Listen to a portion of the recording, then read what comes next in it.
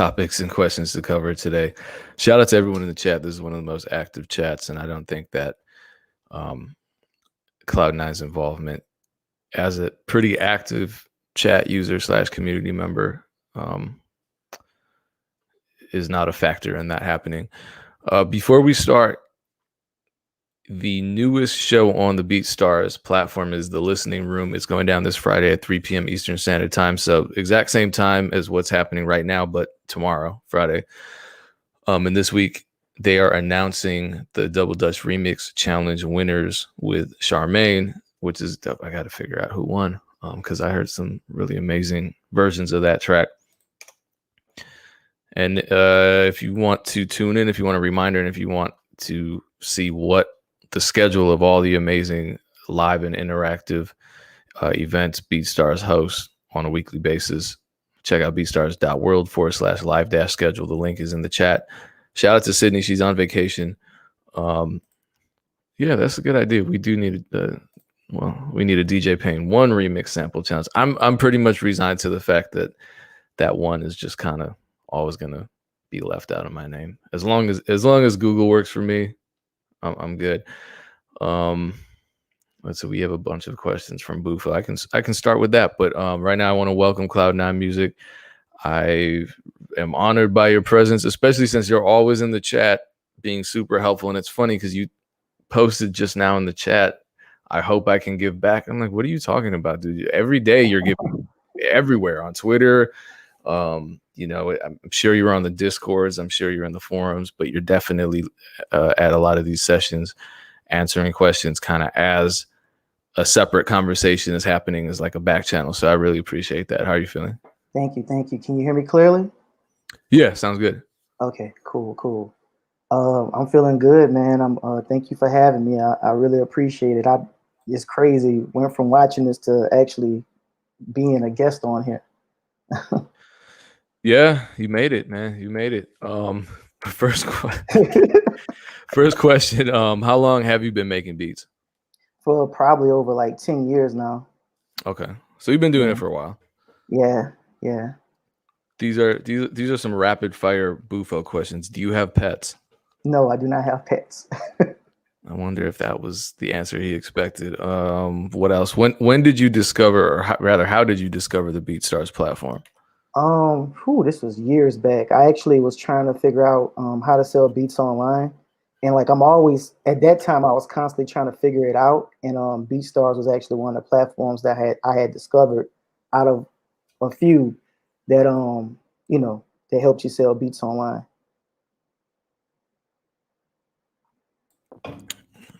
And I am drinking water. I don't know if that was a question from Bufo, but yeah, I'm drinking 2 different kinds of water. Anyway, I need a water sponsorship. One thing I really appreciate about it, and like I'm just gonna say full transparency, this is probably going to be one of those scenarios in which I and the people would like a part 2 conversation because there's just a lot to talk about. Okay, he said yes, he consented. Yeah, that's a verbal agreement.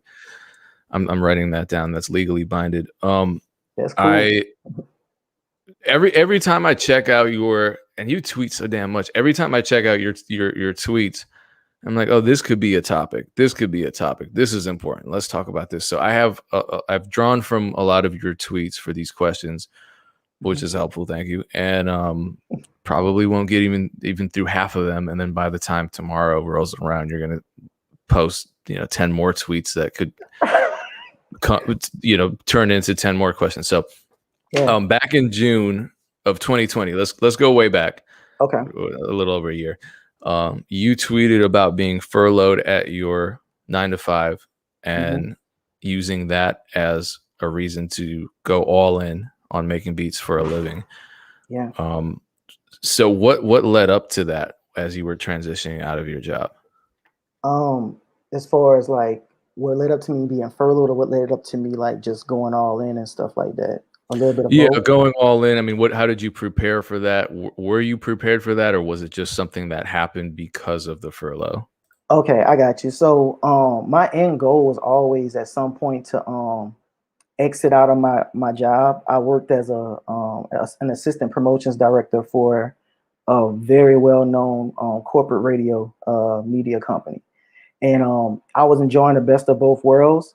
But eventually, my end goal was always to become a full time producer. So over those years, I had just kept saving up money as I go.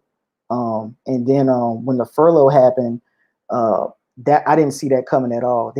I got a phone call and it was like, you're going to be gone for like at least 90 to 120 days. So at that point, I kind of saw it as an opportunity instead of like just being, oh, woe is me.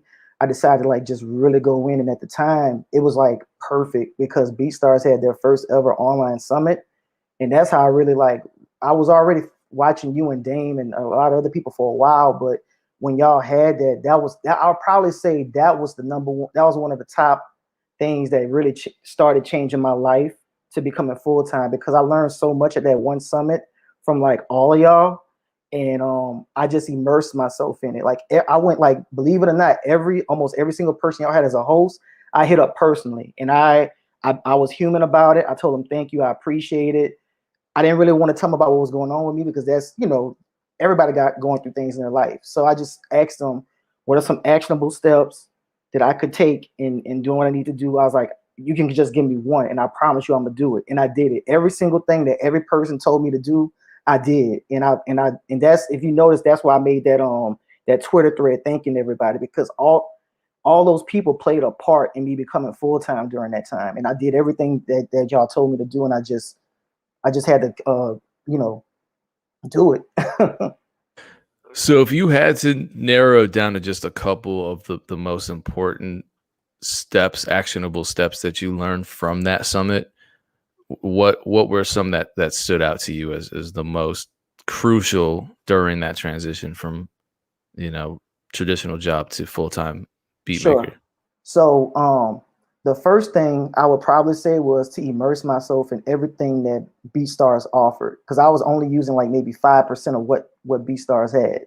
So I started utilizing like everything, like every single playlist opportunity, every single live that they had, like just everything, like all of the content. I started consuming all the YouTube tutorials because I didn't do none of that before, but I had time, so I just went through every single piece of content that they had.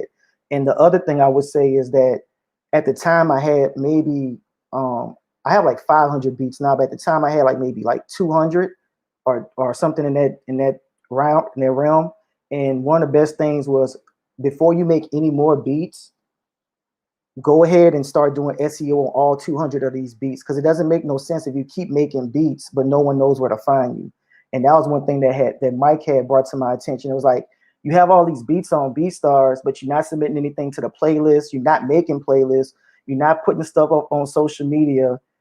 How do these people know you? You know what I'm saying? And then the other part was building up my email list and utilizing that more, because at the time I had a really big email list, but I wasn't really like sending out emails like talking about. So I would probably say that was definitely a big help. Like, and so what I started doing was, every single day for almost 3 months, I had a new beat coming up on SoundCloud, Audio Mac, almost on YouTube, and a little bit on Instagram. On Instagram, I kind of deleted some of those videos, but I had stuff going out everywhere, like any possible place you could think of. I had them going on Twitter out every day, and it was rough, but it needed to be done to play catch up. And now I still get traffic from those different sources coming to my pro page. To this day, are you still on that schedule of uploading your beats to multiple platforms regularly? Not as much now. And the reason why is because I kind of in a way, it's kind of like I set myself up for, like, really well, because on SoundCloud I have hundreds of beats, Audio Mac I have hundreds of beats. So now it's like I might post like maybe like once a week on Audio Mac, every now and then on SoundCloud, and I'll do it a little bit on YouTube. And I can say this, it was definitely you had to put in a lot of time, a lot of work, because it was like every single day you got something going out. But one of the actionable steps I could probably say is like, take a weekend and just for 8 hours, treat it like a job. And then if you do that every week, that'll give you a good schedule on like getting stuff out every day for that particular week. Oh, so like on a Saturday or Sunday, you would sit down and just schedule out all of your uploads to drop throughout the week on all these different platforms. I actually do that too. It really Yeah. does make it manageable. I did that when I was part-time too. I mean, when I was working a full-time job, I did that too. Like on weekends, that would be like the day I would like probably like a Sunday, I would take care of everything that needs to be taken care of. Here's a question then. Mhm. Were you already selling beats as you were working full time to the Yeah. point where you kind of felt more comfortable? I mean, you probably weren't making a living though doing that. Well, there was like maybe I would probably say there was like maybe 3 occasions I could have quit my job. But the long story short, I had been making beats since high. I've been selling beats since like high school, and then like before there was even Facebook or whatever. So I did that. I went to college. I graduated college, but during college I was still selling beats, and I was working another job. Then I started working at the radio station while I had a full time, while I was full time in college and making beats. So I was balancing all of that stuff out at the same time, and I just kept Why getting. you sound like me? Sorry to interrupt. I'm just having a weird moment where I'm like, yeah, I was in college and working at the radio station trying to sell beats. I was definitely doing it at a much more limited capacity and a lower level than what you were doing. But my bad. Please continue. Nah, it's cool. Yeah, it was. I think it was kind of rough because like everything. Once I got into college, everything started happening so quickly. Probably the last 2 years, like I had got to like the main assistant promotions director job, and I just kind of moved my way up in radio because at the time I was like super young. So I wanted to have the best of both worlds, and it was like, okay, at that time, the best way to get in the music industry was go to studios, work at a radio station, a TV, and then the people you meet from these radio stations and these DJs, you learn that information and how to carry yourself. And that was one thing that I mean, I still work on that. I still work on that till this day. It's like how to carry yourself when you're dealing with people that did manage Janet Jackson and you meeting Life Jennings and Lloyd and Ludacris and all of these people, and how to like, you know, balance that, but at the same time, not say, hey, I'm a music producer, but just ask them questions. And if it leads to that, then I could present my beats. But if not, at least I got knowledge. And I think that's a lot of things. I think as producers, to be honest with y'all, knowledge is the most powerful thing. It's not even the money, it's the knowledge. Like the knowledge is going to bring you the money. What were some of those lessons that you learned from radio, being around these people in terms of how to interact and network in ways that weren't intrusive and didn't come off as desperate? First off, uh, don't be fangirling or fanboying when you see your favorite artist. Like if you see like Taylor Swift came down here before, Justin Bieber came down here before, at the time, I think by that time I was like an assistant promotions director. So I worked, you probably know what that means. So I worked with programming to facilitate all these artists. So I'm dealing with managers, A&Rs, these different people. And one of the things was like, don't fanboy, don't fangirl. If you're having a conversation with them, because this conversation is going to happen no matter what. So when it happens, you start asking them, if they ask you about your background, you can say, well, I went to college for music business and stuff like that. Oh, really? And then it goes into, yeah. So I'm always trying to learn stuff, and then it would be like, well, hey, let me give you some tips, man. Boom, boom. Now I've had some pretty horrible moments that I learned from because I was very green. I was like, hey, man. I was like, how you doing? Hey, I just want to let you know on the side I make beats in my beat CD. I got flat out cursed out. I got told, don't do that. Don't. That's not how you should move. And then it was like, okay, you don't know my last name. You don't know where I'm from. You don't know what I'm doing. You don't have a relationship with me. And that was the first thing. That was the first time I learned that relationships are valuable. Don't just be like, even if you're gonna only meet this person one time in your life, don't say I got beats. Have a conversation and ask them for tips. And that's how I learned about, music publishing, how to properly set my beats up and stuff like that, how to format stuff on the CD, things of that nature. And then it would point me to actual people that would be looking for beats sometimes. So I would probably say, have a general conversation, see what they like, ask them about their life and their background, and then you just go from there. And would you say that carried over into uh, the social media space as well, not just in person interactions? Yeah, it still does. It still does. You gotta be human, and you gotta, how did he say it? You gotta give more than you ask, if that makes sense. So you gotta give more back And then eventually, if it comes around when you need that type of help, you ask. Like, same thing with you, Payne. Like, a lot of times I would try to, like, I know you know so much stuff, man. So I'll see what I could, like, help with you and Dame. Like, hey, did you know about this? Because I don't really, I'm just trying to give back, because y'all really played a good part in me becoming full time too. Well, that's an honor to be a part of that. Yeah, I think that's a hard concept for people to grasp, and especially in the producer community, a lot of us are looking at ourselves and only seeing music makers, and we think that's all we have to offer ever. And I don't think it's true. I think we as humans are far more complex than just, being able to make a beat or track a session. Yeah. What are some of the other uh, pieces of value that you learned you actually possessed and could offer somebody? I want to say this.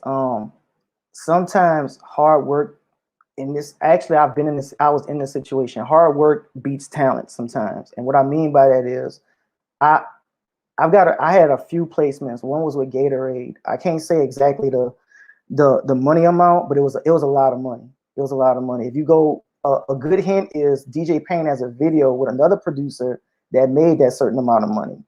So that's how much it was a lot. So, but at what I mean by hard work sometimes be talent is, I was actually competing with, like, producers that did stuff for TV and film. They had major credits, right? This is me just being human and explaining to these people exactly my situation and what I can do, and that's what they liked about me. Gatorade, when I told my story to Gatorade, that was one of the reasons why they picked me, because I was willing to work. I was willing to do turnover times really, really quickly, because in TV and film, you got to flip that stuff really, really quickly. And the fact that some of these producers, man, these producers was amazingly talented, and I didn't let that affect me. I just kept doing what I do, and I just put in the work, and I delivered on what they asked for. And if I didn't know it, I would go watch YouTube tutorials to figure out, okay, how can I make this transition that they wanted? And then I would learn how to do it. So I think a lot of times, don't get discouraged just because you think another producer is more talented than you. Being human and learning your craft and your knowledge in music business, that's what's going to get you beating out a lot of other people, because no one wants to work with someone that's super talented but has, like, a super arrogant attitude, or is not humble, no matter how big you get. Like, I know a lot, even sometimes, like, I know everybody, sometimes people call me legend and stuff like that, or GOAT. I appreciate it. I really do. But, like, I'm just like y'all, man, for real.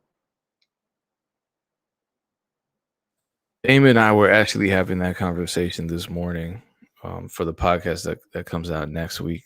And I think a lot of producers fall into that saturation narrative where they believe themselves that the game is too saturated for them to succeed. And and tell me if you agree, the way I look at it, it's like, yes, everybody's making beats, everybody's selling beats online.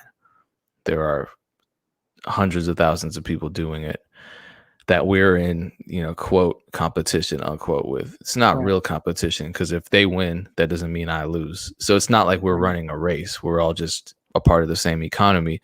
However, out of those hundreds of thousands of other beat makers in the music production space that I'm, the so-called competition of, probably only 5% of them are doing it at a high level, in terms of they have the talent, they have the schedule, they have the consistency, they have the communication and customer service, they have the branding, they have the audio quality, they have the uniqueness, they have uh, the social media interaction, they have all of these different things. And you look at yourself and say, well, if all I have to offer is beats, that's going to be tough for me, because Right. everybody has beats. What else can I offer? What else is going to make me stand out? And sometimes it's just being the person that replies to emails all the time. You know what I mean? Or Yes. sometimes it's the person Yes.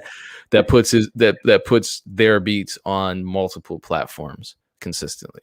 Yeah. And so it's really, honestly, a wide open space, and a lot of us don't see it that way, and that's unfortunate. And I think that you do a good job countering that narrative by consistently giving reality checks, but they're like positive reality checks where it's like, yeah, Yeah. you might think that this is the game's all messed up, but no, actually, this is really what it is.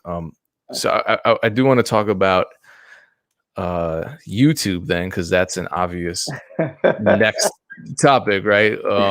Yeah. And you, This gonna be fun.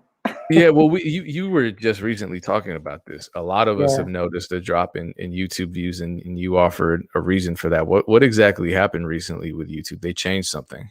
Yeah. So for those who may not know, YouTube has actually stopped sending out email notifications to your subscribers. So let's say if you had 100,000 subscribers, right, or just 1,000 subscribers, before YouTube would send out an email notification about you receiving a new your subscribers letting them know.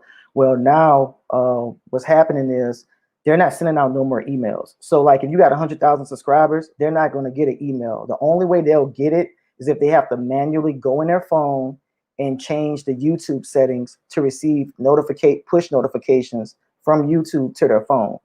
And I'm gonna be honest with y'all, there's some artists who have difficulty buying beats on their phone. So you got to think about it from that perspective. Like you really, some people are not going to go and do all of this stuff. Some people don't even know. And it's crazy, DJ Payne one, because I'm gonna tell you how I found out. I'm subscribed to your channel, right? I stopped getting notifications from the MEC and when you would do new beat drops because I'm a fan of your music. So I was like, okay, this is weird. So I went to your YouTube channel and I saw you still putting out stuff every day. Well, I started going on Twitter. Some of the other people I know that are YouTubers that I do music for, and that's how I found out. And I went, sure enough, went to the link on Google. YouTube made a statement. We're no longer doing that. Good luck. that was pretty much the summary of it. So if anyone knows it's like a dramatic fall in your views, that's the reason why. And if y'all want more information on that, y'all can go to my Twitter. It's recent.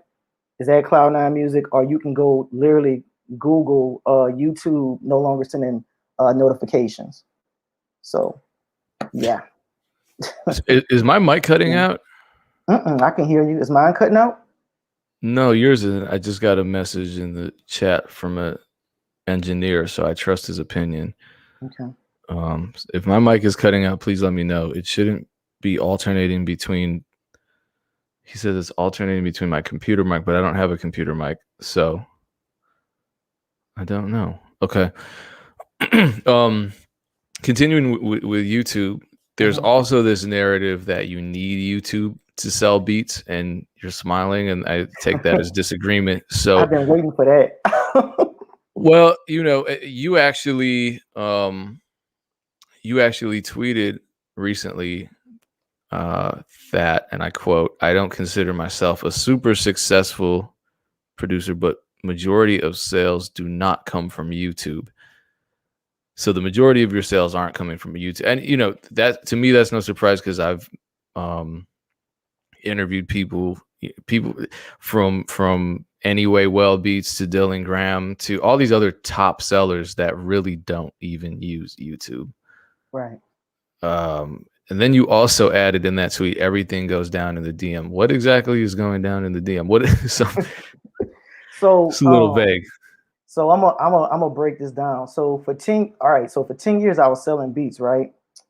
I made a YouTube channel and I didn't really start doing type beats because for me personally, over the last 10 years, a lot of my sales online actually came from me like just hitting up people like for 10 years. And I built like an email list, like a pretty big email list.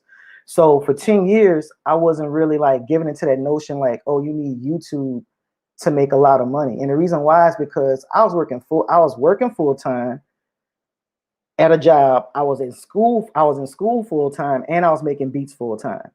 I was doing all of that. So like for time management, you gotta look at this logically. Why would I try to dedicate time to YouTube if I'm already making I wouldn't say a good amount of money, but it was enough to pay it was enough to pay my car. I paid my car bill off just off of just off the money I made beats when I was in college, just off of that. So for YouTube, it's like I have to take all this time to make a video, make the artwork, understand how keywords work. And so I didn't want to give into all of that. I just wanted to get better at making beats. I wanted to get better at making hooks and doing songwriting and stuff like that. And a lot of times that is what really helped me out. The fact that I can make reference vocals, I can make hooks to my beats, I can do all of that. Now on the other hand, so just think about this for 10 years. So if I've been making beats for 10 years, getting sales, what's the point of me doing YouTube? I'm already like doing what I need to do now. What I mean by the DMs is it's very simple. If you go to Instagram or Twitter and you look for the hashtag new artist, new rapper, singer-songwriter, new pop artist, new R&B artist, you go check out their, literally I would dedicate, when I was working at my job, I would dedicate like an hour, right? I would dedicate 30 minutes or an hour every day to doing this. So I would go look up on Instagram, I would check out the artist, listen to the music, and then I would say what I like or what I didn't like about the music. And then I would ask them something to like, if you ever need tracks, are you looking for anything in particular, right? And I just let them know who I was. So it'd be like, hey, hey Kloudnine, I checked out your music. The song banging is off the chain. I really felt a club vibe with it. I just wanted to let you introduce myself. My name is Jason Aro of Kloudnine Music. I make different types of genres, and I would be interested in knowing what type of beats you need. If this was intrusive, please let me know, because I'm trying to be a better communicator with artists. And I just be real, you know what I'm saying? Like if you just come at artists and let them know if it seems like, because for me, I didn't want to be spammy, right? So I would ask them, if this sounds spammy, you let me know. And that's how I got better at communicating, because the only way you're gonna get better is if people tell you that, okay, look, man, you did sound, you did, because at first I wasn't putting my name, I wasn't introducing myself. I would say I like the music, and then I would say, hey, here's my beats. I wouldn't even ask them what type of music they're looking for. So by me saying, if this came across too intrusive or spammy, please let me know so I can be better. And I think that was a really game changer. So that's a really good gem. Y'all use those hashtags and just take the time out to do it. It's only 30 minutes of your time, or 10 minutes. It doesn't take a lot. So I think a lot of times we miss that mark when it comes to just communicating with artists. And you learn a lot. You actually get better at your production. And for me personally, I know a lot. I know a lot about what artists are looking for on BeatStars. People are looking for stuff you wouldn't even imagine. Happy hip hop piano type beats. They look for that a lot. People look for all kinds of stuff you wouldn't even think of. So, by me communicating with these people on Instagram and Twitter, it's giving me more of like, okay, because for me, I can make stuff from scratch, but I like to have a purpose when I'm making my beats. Like I want to know what I'm doing with this. So if I keep hearing people like, I'm looking for R&B guitar tracks at like this type of BPM, bet, okay, I know I need to start making stuff like that. And if you look at my profile on BeatStars, that's why all my beats are so diverse. Probably like 40% of my catalog was from feedback from other artists.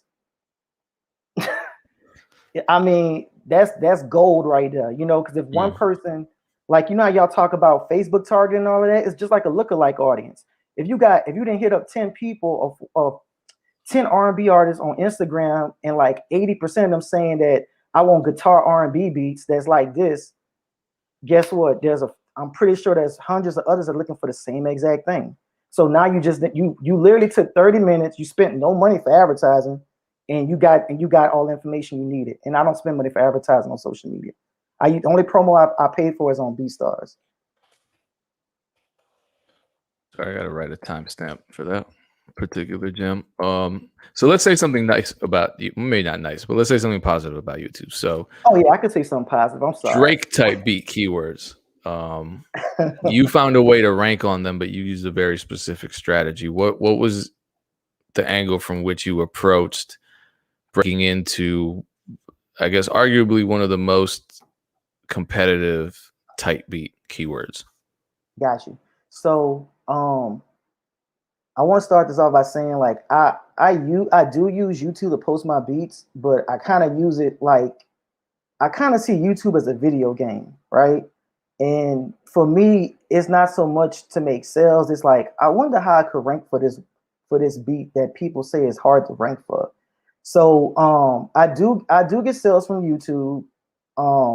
it's not as much as what I would get from other things, but it's another side income that I get now. But as far as like when people buy beats, but what you can do to rank for artists that's tough like that, this is really important.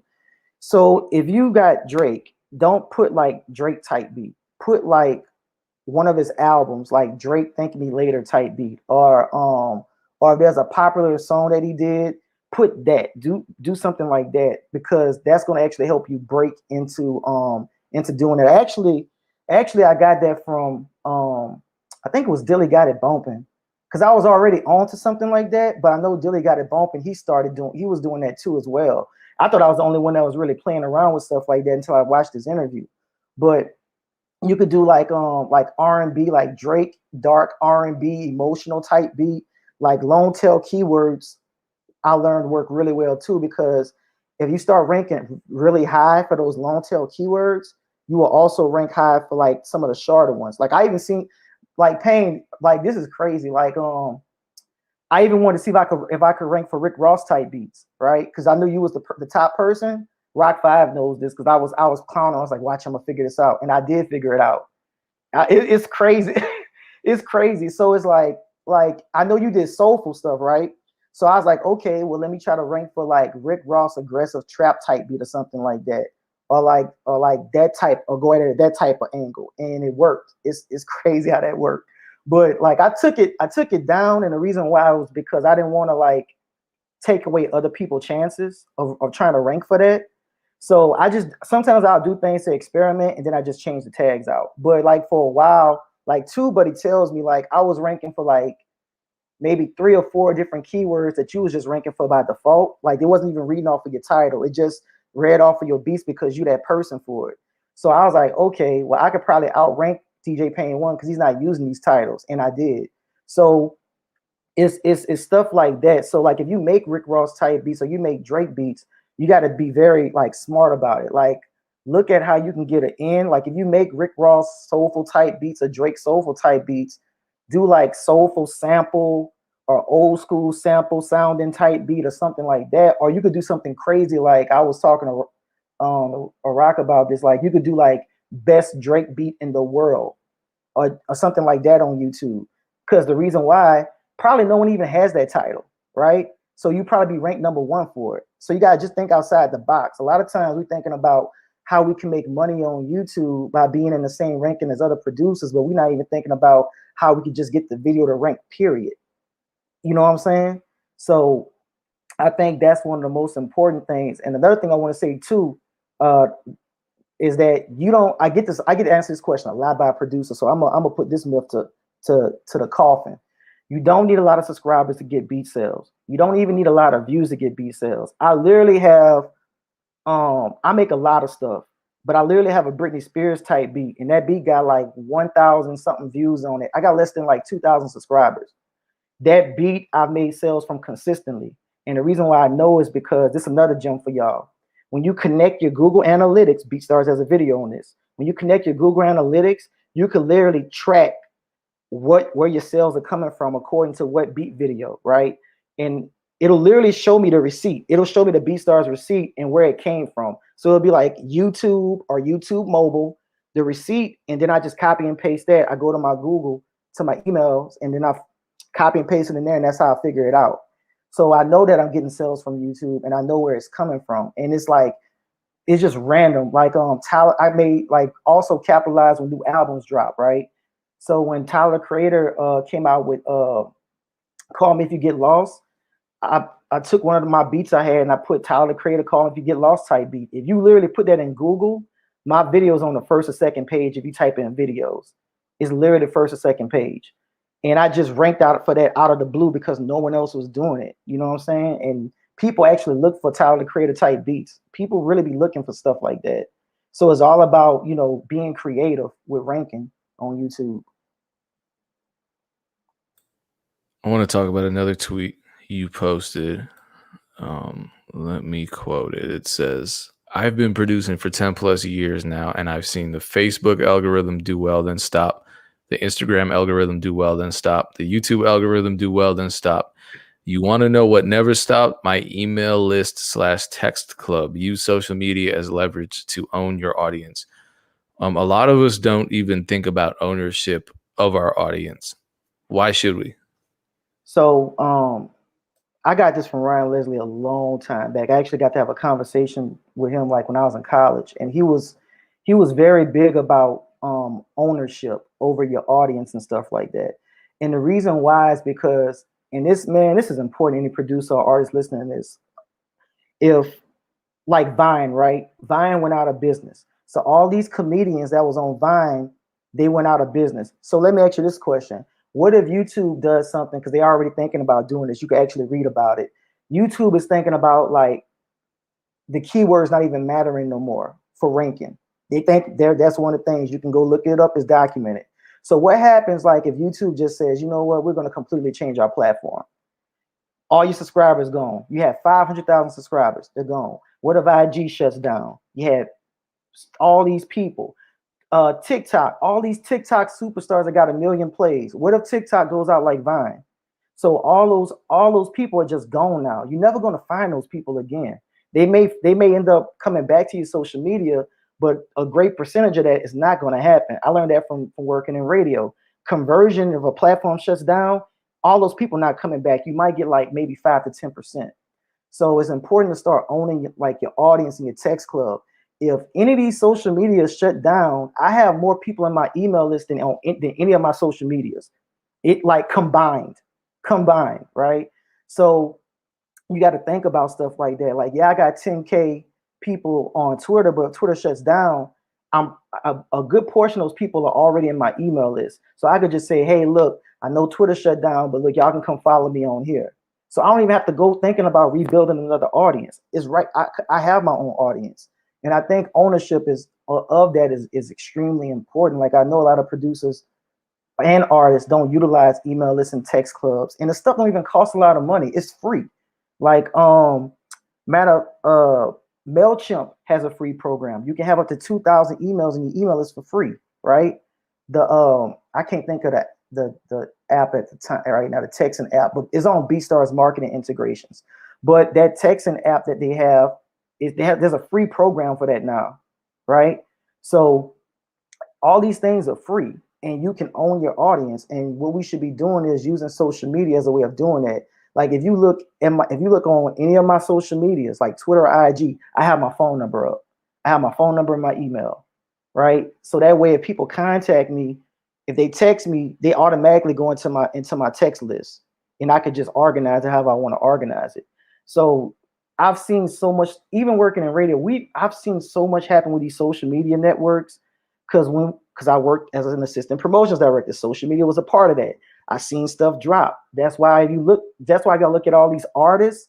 Like y'all start looking at these record labels and these artists and see what they're doing. Now they're starting to integrate like text marketing now. Now all of a sudden everybody got a text number. You know what I'm saying?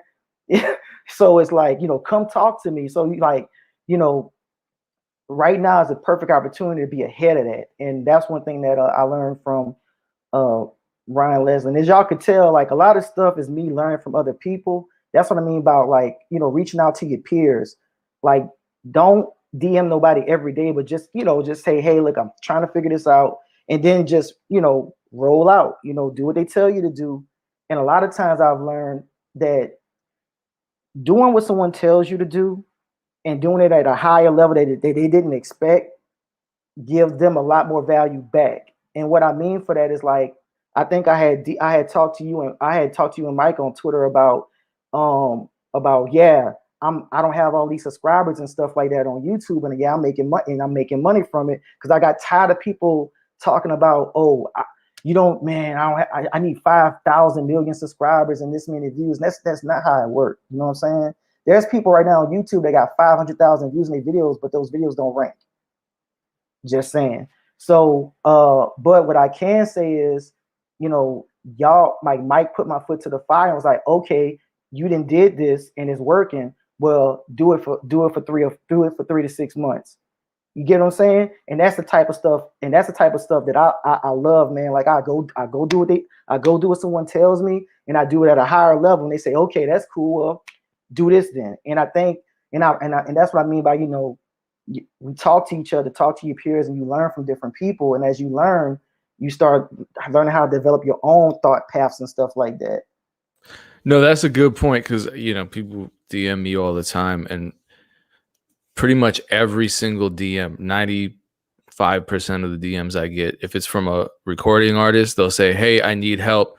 I just need someone to believe in me and co-sign me, or give me a deal, or give me this, give me that, give me that." If it's a producer, it's, "How do I start selling beats?" It's all vague. It's like asking somebody the meaning of life. It's way hard. No one's going to answer the question, "What's the meaning of life?" But someone's more likely going to answer, "Hey, I've done this kind of meditation. What's the next step?" Right. Same with the business. If I say, "Look, I've targeted this keyword for the past 6 months and I'm starting to rank a little bit, what should my next step be?"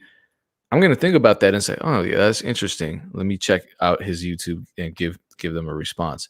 Right? If someone says, "Yo, how do I sell beats? I want to sell beats." Man, let me tell you, that's the worst thing you can ask anyone. And I've noticed that. I'm glad you said that about when you contact like producers that might be like maybe like a step further than you are in your career. Being very specific about what you asking. Like when I went to go hit up, like even when I hit up like you, Wishmaster, or any one of those people from the summit, I was like very specific. I was or at least I tried to be, right? Because sometimes you don't know what to ask, but you start learning like, okay, maybe I shouldn't have asked that. Let me make this very more specific. So I would probably say like if you're a producer and you're trying to reach out like to A&R or just another collaborator or like a popular influencer, like ask something very specific and you will actually get the answer back faster, I learned. And they will actually appreciate you more because they know that you're actively trying to do the research. It's like you're trying to get to the other side of this river, but you just need a little bit more to get over there. You know what I'm saying? You need a little bit more fuel in your ship to get over to that next one. And when people realize that, they respect you more and they try to help you more. So I'm glad you spoke on being specific. Now, one thing I want to say about a good little gem, if you're a producer and you have artists asking you questions like that, make a blog post on your pro page. Like on my pro page, I have like a few helpful articles. You don't need a lot, maybe like 5, right? So do something like, 39 ways to promote, your album. And all you got to do is like convert whatever you're doing to sell beats to the same thing for songs. Like on Twitter yesterday for artists and producers, I listed 16 different places you can post your music up on for free. And artists actually appreciate that a lot more than you trying to sell them a beat. Like I have tons of artists who just buy beats from me just because I'm knowledgeable about music business. Like, like it's crazy. Like they'll say like, "Man, I heard about you from another guy that brought your beats. He said you're really knowledgeable, man. Like, I want to start working with you. How much your beats are, or like, and we just go from there." So it's crazy how much like knowledge is like such a powerful weapon. Like I always tell people, if you're a producer, you need to learn music business more than your DAW, in my personal opinion, because you can learn how to do all these 808s and all of this stuff, but if you don't know music business, you can't get opportunities or create opportunities for yourself or create opportunities for the people that can help you along the way. You get what I'm saying?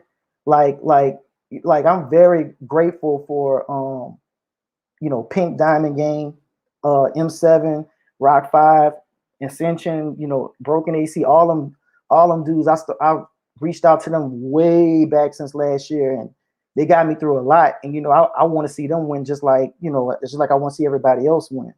So that's one thing that Mike told me as well. Like whenever you get to a certain point, you got to keep giving back. It's like a full circle, and ever since she said, it's so true.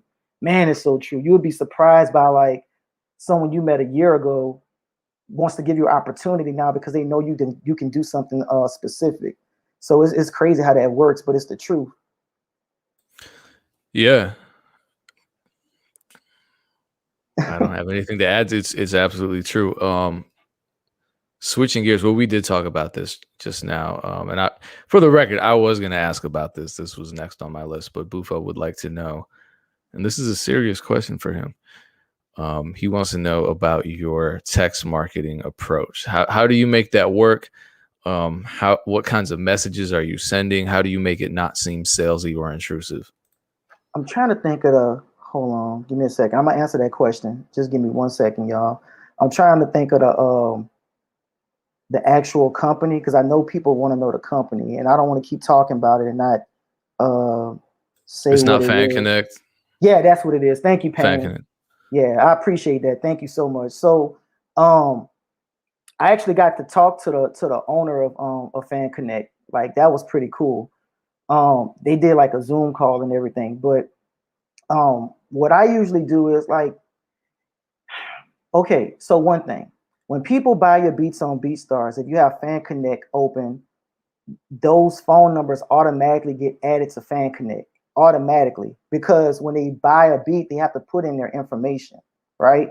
So a lot of times what I'm doing is, and this is when it comes to knowing how to use what you have. So with Fan Connect, you can get really personal with that. Like you can program people birthdays, you can program their names and stuff.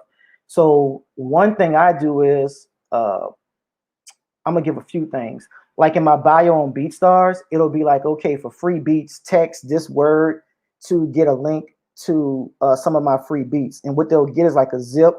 It'll be a zip file with a few of my beats and like some of the rights they can use to it. Another thing I do is, which someone taught me a long time ago, you don't always have to give away free beats. You can give away good information. Like for instance, I have a ebook that's like I think it's like 100 different ways to get 100 true fans or something like that.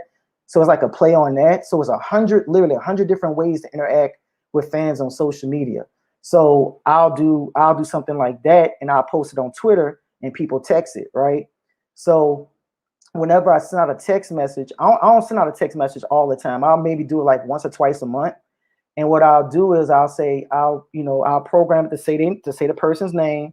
I'll say, hey, this is Jason, this is Jason or Aero from Kloudnine Music. So I'm personal. It's not my business. This is you who you talking to. I'll say, I have a beat deal going on. Here's a link to it, or I'll say something to whereas I want to give you something special to celebrate an achievement I got, right? So um with my beat prices, I said I was going to price them a certain way for the whole year if I became full-time. I did that. I text people, let them know about that, because you're going to find out, Bufo, that a lot of times if you have people that's buying beats from you, they're going to actually be more upset that you didn't tell them about what you got going on than you not sending nothing at all. And I promise you, take my advice on this. People gonna be mad when they find out. Let's say you got 3 rappers in the city, right? One of them found out that you got a fire sale, right? But the other 2 didn't. That's like BeatStars only saying to a small group of people we got this going on instead of telling everybody else. You're gonna feel some type of way about it.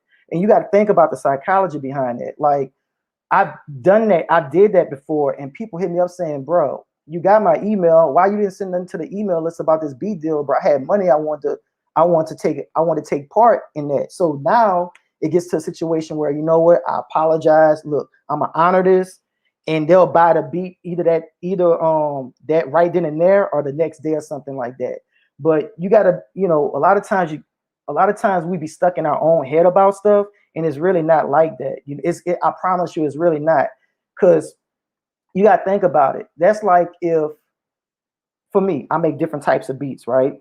So sometimes I'll have like my email list is a little bit different now because I give them options in my email to, if you don't like this beat, here's different genres you can choose from. But that's just like saying, okay, that's just like if you're losing followers on Instagram. Like you did Instagram live and 2 people stopped following you because your Instagram live was you making a beat. Okay, you lost 2 people. That's cool, but guess what? You're gonna get more people over time. So don't worry about, someone, because with Fan Connect, if someone don't wants to get a text message from you, they could just say stop. It'll make sense when you actually do it, but when you send out a text message, it'll tell that person, if you want to no longer receive text messages, just reply stop. And I've had people that reply stop, but guess what? I have, for those 4, maybe like less than 10 people that said stop, I have a text club of 800, of almost 1,000 people. Literally, I have 800 to 1,000 people in my text club. So 5 people leaving, that's not going to hurt you. It's not going to hurt.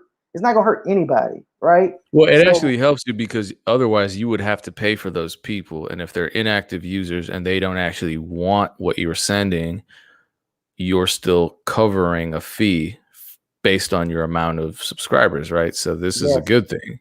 yes, amen. Yes, it's the same thing. When y'all think about it, y'all think about this. It's the same thing as Mailchimp. You paying like once you go over 2,000, you paying for those people. So if people leave it, guess what? It's cheaper. You know, it's cheaper. So you're not going to lose any money. If anything, you might have lost a person, but you still going to save money because guess what? Not a list is cheaper. So you got to think about it. You got to think about things from both sides. You know what I'm saying? But those are some of the steps that I do. Like I'll do like I'll do like a post or something like that saying text this to get like my latest blog post, or text this to get free beats or something like that. And then the way you set up Fan Connect, you can literally have it set up to where it lets them know like, hey, thank you for downloading these free beats. I'm adding you to my contact list. I usually send out a text like at least once a month on my upcoming beat deals. If you don't want to receive that reply, stop. Right.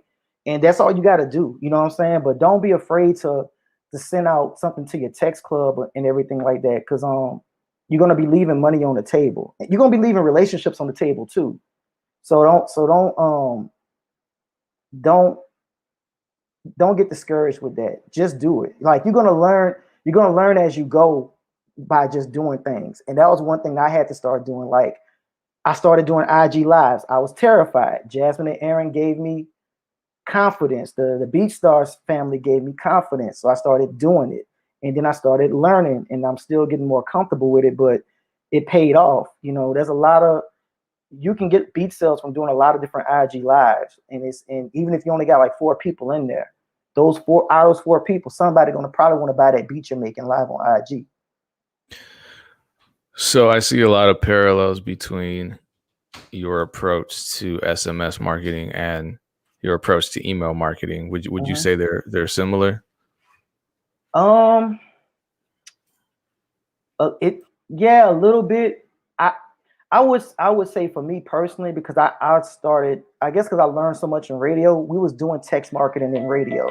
So I learned the difference between text marketing and email list. Like I can say with text marketing, if you, it's a little bit better because like say if something important happened and you want to give back to people, you could just send them a text right then and there. As opposed to emails, they may check that email whenever they get home or whenever, you know, but email marketing is still good. Text marketing is still good because I have more people in my email list over the years than my text club over the years, right?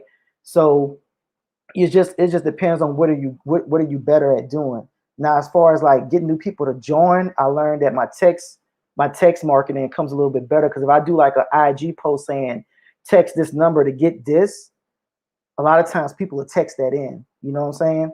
So it just depends. And I think the coolest thing about BeatStars is the fact that, like I said, when someone buys a beat, this is another tip that a lot of people don't know about. If you set up free downloads on your pro page, when someone goes to download a free beat off your pro page, if you have text marketing set up, they have to put in their phone number.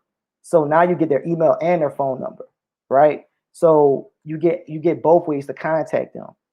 So sometimes what I'll do is like, say you can send like an email out on Sunday, and then if you want to do like a text message, a follow-up text, you could do like A and B testing with your text club and see which one works better.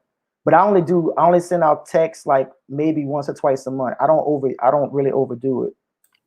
How often do you send out emails? Like probably every week. That's another myth I want to talk about. Yeah. No, and that's a good one because I increased my frequency to once a week because I was thinking, people don't want to hear from me. And I read research because that's the other thing. There's so much research being done about these things. It has nothing to do with being a beat maker. This is just research that companies pay for because it has to do with B2B stuff or small business stuff or so, there's a whole world of social media marketing and business this and business that. Those people don't care about beats. They don't know what the hell FL Studios. They think it's cereal. but Right. they have all of this research in place that's freely available for us as business owners, because that's what we are, to consume and to apply to our own business. So I looked up this whole well-researched presentation, and it was free, and I wish I knew the source of it, but basically they said the more frequently you send out emails, actually the better, even though Yeah. people think it's the opposite. So I went from once or twice a month to every single month, every single week, Yeah. and my engagement went up. I Yeah. started having more conversations with people. My trust and communication went up as well, and as a result, the sales went up.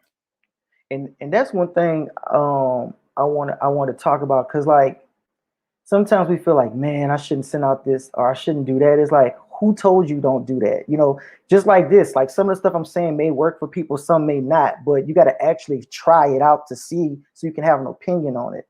Like that's why, like a lot of times I could talk about the good and bad of YouTube. I've done both. I've been through both, so I could talk about it. I could talk about it a lot. Like you notice, you seen my tweets. I can go into a dissertation on some of this stuff. But with the email, so check this out. When I work, once again, working in radio, you working when you working in corporate stuff, you learn a lot. So we learned that it was important to send out an email every week. Why? Because there's things happening every week. There's events going on every week. Something is happening every week. Radio and TV is constant, right? And your beat business is probably the same way. Our beat businesses are constant. We're constantly making beats. We're constantly getting, you know, getting placements or doing what we need to do to achieve to the next level. So you always have something to talk about in your email newsletter. Like if you like one thing that I do is if you're a producer and you learn a new marketing technique, share that with the artists that you sell beats to, because guess what? They need that information too. So now you have something to talk about in your next newsletter. Like, hey man, here's something that you may need to here's something that you need to know about. Could be the subject line, right? In there could be your latest beat. The second part could be like some super information you learned online. Hey, I learned these 10 steps for marketing for artists. Here's the link to that. And then underneath that, whatever else you want to put. And artists appreciate that. So, sending sending emails out every week, it doesn't hurt you as long as you're like as long as it's something new. Don't put out like, I got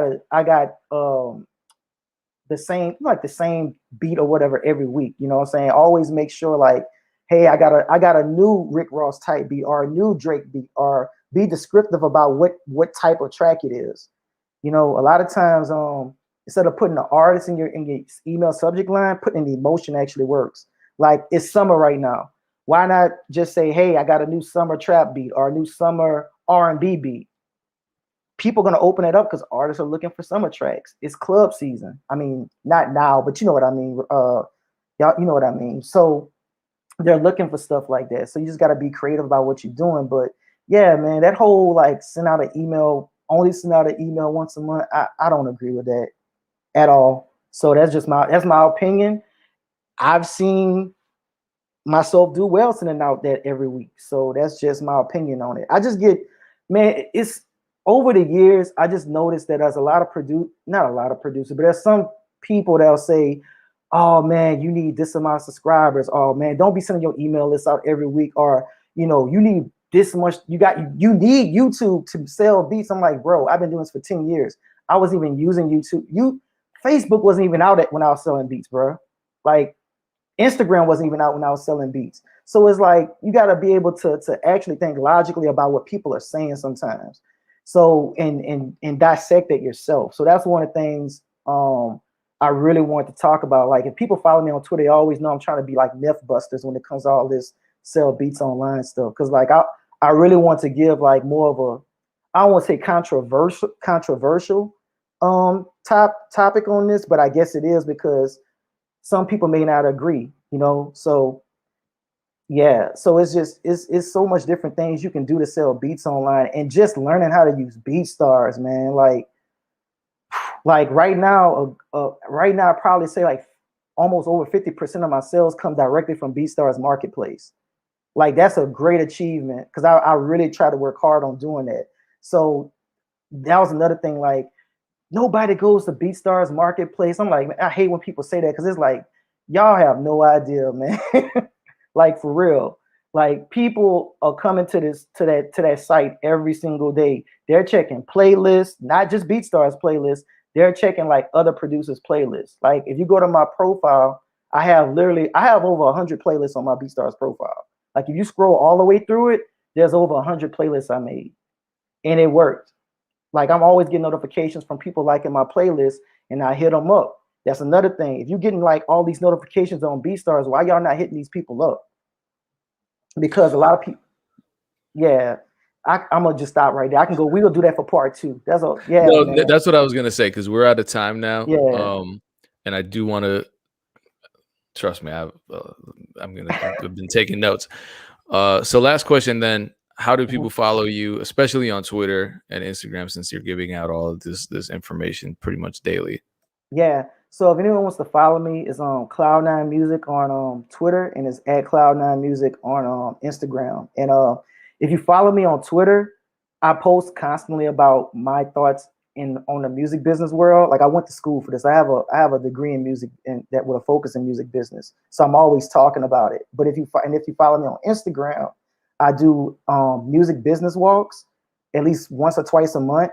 So if anyone wants to check those out, it's on my IGTV, and just set your notifications on Instagram for when I go live. And that way people can ask me questions on there and I'll answer them. Cool. Once again, really appreciate your time and your transparency and your willingness to share with the community. Part 2 coming soon. I'm going to hit you in the DM, and we're going to, as you said, it goes down in the DM. So we're going to make it go down in the DM and figure out when the next time we can bring you on. Shout out to everyone in the chat. This was an engaged chat. Of course it is, because it's him. So duh. But thank you nonetheless. We'll be back same time, same place. Next week, Dame is on Monday at 3 p.m. Eastern Standard Time. That's also free. They're all free. Just tune in, and I will catch everybody later. Appreciate all of you. Peace.